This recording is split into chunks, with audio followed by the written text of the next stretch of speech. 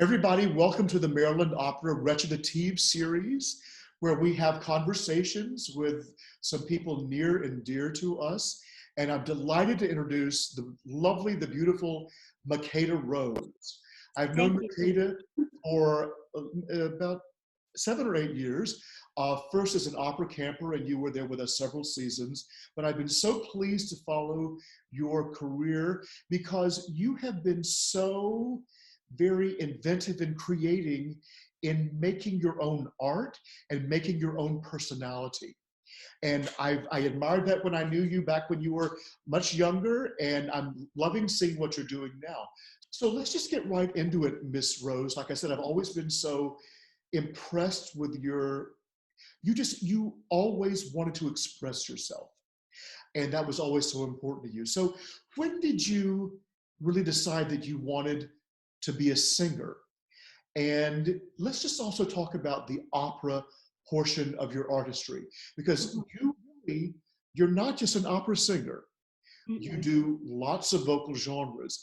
So talk to me about how you started singing and how all of these genres within you evolved. Well, when I was 3, I started singing with my mom. We would sing all the greatest hits of Whitney Houston, Natalie Cole, Minnie Riperton, and a few Broadway songs as well. My favorite song was Tomorrow from Annie. And I remember I never wanted to be a singer. I always just sang. And my favorite part about singing wasn't the attention that I got from being on stage. It was me knowing that I did my best and knowing that seeing the emotion from my audience's faces, whether they were smiling or laughing or crying or shouting, it was just knowing that I can be myself fully on stage and that I can perform for them and sing for them. And it made someone who loves to sing become a singer. And I think it's also very appealing to a wider audience as well when they see somebody doing all sorts of things. So who Absolutely. are your mentors that are really, I don't even know if crossover is the word, it's just people who really refuse to be defined by a singular label. So Oh, absolutely. who are your mentors that you choose to emulate in this way? First of all, I want to thank you for being so understanding about it, because I know that crossover can be something that's very controversial, and especially in the operatic world. But I don't believe that you should be limited by anything in your voice. I think there are so many things. I truly believe there are a lot of things that we haven't discovered with our voices that we have yet to just explore. And a lot of the people who I looked up to were, I always get the comparison to a younger Audrey McDonald, and I see that. But the thing is, a lot of people don't realize that these major pop stars that we love and know, like Whitney Houston, Mariah Carey, Celine Dion, Lady Gaga, Melba Moore, they are all operatically trained. They truly are. I mean, They truly are. music tenets, the precepts of vocal technique, they sing with vowels, they sing on the breath. And yeah. vowel, exactly. That should be uniform to every vocal technique. Exactly. And the thing is, I believe it's that operatic technique that gave them the longevity in their careers. And that's what I look for in myself. There is no, you're an opera singer, you're a contemporary singer, you're a jazz singer. I am a singer, and I love to sing. And I will sing for people for the rest of my life. So I would love to explore all the venues. And it's very refreshing for people to understand that. It's very refreshing to have people see me for who I am. This is wonderful. So, Miss Rose, you were one of our stellar opera campers, and you were, I think, with us for several summers. Can you tell me about how that opera camp experience brought you to where you are today? So, Maestro Harp, I'm what you would call an extroverted introvert, meaning I love to be with people, but secretly I'm very private and I love my space. And opera camp, I will actually remember you're the one who told me, Miss Rose, you have such a beautiful diva voice, but you don't have a diva attitude. And that's okay, as long as you sing with feeling and you open your mouth. I remember you told me that, and I would never forget it. And opera camp taught me that I can be my extroverted introvert self and still be Diva Rose. A lot of singers, they feel like they need to be this bigger person, when when you really sing, your voice is your unique voice. And the things that we did in opera camp, from the acting to the dancing to just the self acceptance of yourself, really develops that unique voice. This is, I'm so glad that that meant something to you. We, like I said, we loved having you with us. You know, we certainly never pigeonholed anybody into being No. exclusively opera or pop. I mean, Mhm. or R&B. People sang all genres there. But, you Mhm. know, knowing that opera is probably the one that we were concentrating on, can you Yeah. let me know what you've been doing operatically? Of Mhm. So I just graduated from a 4-year university, a Zeus Pacific University, and I accepted a full scholarship for vocal performance in operatic studies under one condition, that I study with the glamorous Dr. Melanie Galloway. She knows what she's doing, and I really benefit her for the honing of my voice, my operatic voice. I got to experience a few operatic things. I know that.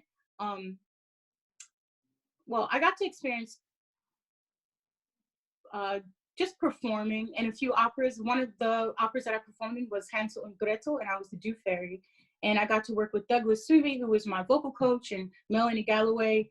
And it really just showed me what I should be prepared for when I'm going into a professional operatic setting. Unfortunately, I didn't get to do that many at the school because it was a private school. But currently, I just finished being in a Broadway show where the technique that I learned in opera college, where I learned just singing, the technique, right out of college, I got a job in an all Black cast, the only all Black cast on Broadway, singing the operatic role.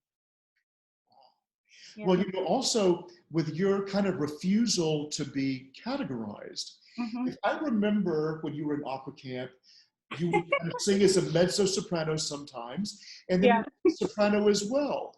So has that kind of leveled out, or are you still just a singer? Oh my gosh, Maestro Harp. So I am a singer, but there are categories and there are things that you can be better at, and you have to know yourself. That was one thing I didn't do. I just didn't know where I was. I didn't know myself. When I came into college, I remember my teacher, she would say, I didn't know if you were a baritone or a bass, because I would talk very low. I have 3 brothers, and I would talk very low, and I would sing very high and very loud. And I remember I still to this day, I have accepted my voice, and I absolutely love my voice, but my operatic voice is something that is totally untouched. It's totally undiscovered for me, and I'm still discovering it. As you know, you can discover it your whole life, and you don't really reach your prime until your 40s, maybe. And so I always had an issue with being the loudest person. I was like, why am I so loud? Why is my voice so big? And it was the color, but for me, it's the technique, and it's just knowing that this is my voice. I accept it, and I need to hone it the only way that I can. There is no path for me. There is no other singer who will show me how to be me. Perfect, perfect. Oh. So your home is Baltimore, right? Mm-hmm. Yes. So but however, you went to the West Coast for your Mm-hmm. schooling, and you've been doing performances and productions there. What are the differences artistically between the East and the West Coast, if there indeed are any, but from what you've Mm-hmm. experienced as a performer? The West Coast is hungry for opera. I have to say that they're really hungry, and I know a lot of young artists who are passionate and they love it. I'm one of them, and you just don't have those opportunities on the West Coast. Unfortunately, I found myself wanting to travel back to the East Coast for those opportunities. The passion is there, but you need the opportunity as well.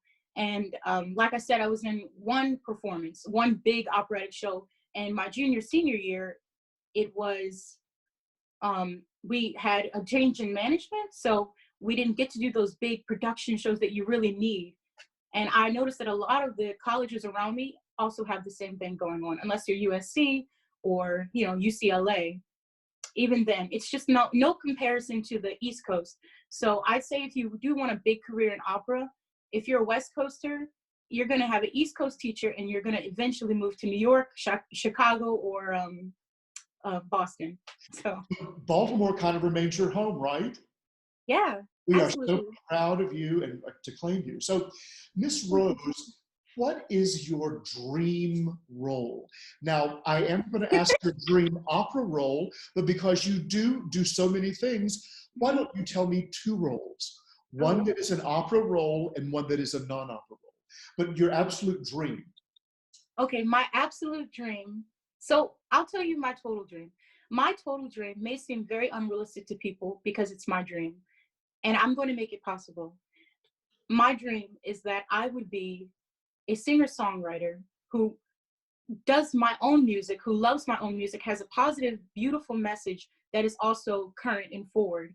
But at the same time, I invest in my operatic talents, and I invest in the talents of those who have those strong lungs and that strong determination to be an opera singer. And I also do shows like Aida. I would love to do. Aida is my favorite. Carmen, Salome, Madame Butterfly, La Traviata, Tosca, everything under the sun. I want to do what my life permits me to do. I don't have a limit. I noticed that, I'll tell you a quick story. When I was in third grade, I sang my first time on stage, and I sang Tomorrow for Many, my favorite Broadway song. And I got my first standing ovation. And I remember my music teacher, just the general music teacher, she said to me, good job, but you'll never be anything more than a Broadway singer. And at the time I was only in third grade, so I thought that was the biggest compliment I could ever get.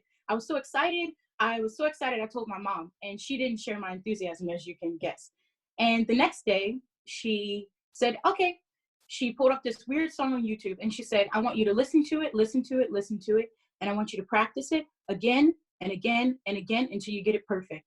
That song was Vittoria Mio Cuore, and that is the song that I auditioned with for the Lyric Opera Camp. Yes, I remember. So I've noticed that, well, this has happened to me in elementary, middle, high school, college, and of course, my young adulthood. And I've noticed that I am only limited to what I allow people to limit me. So sky's the limit, isn't it?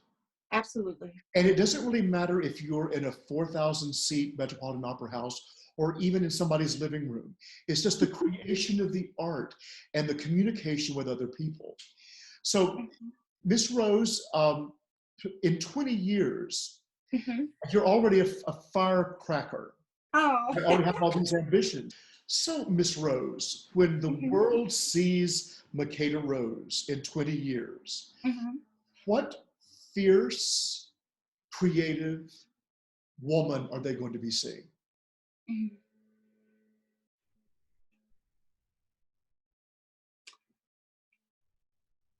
When I was in the show, I met Melba Moore, and I became very close to her. And she was one of the stars of our show. We got very close, and I remember she told me something that I would never forget. She said, don't ever stop growing your voice, because your voice will never stop growing. And every night she would hit the G6 above high C.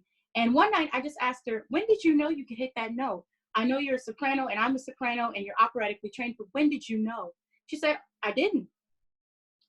One night I just tried it and it stuck. And I hit it every night ever since.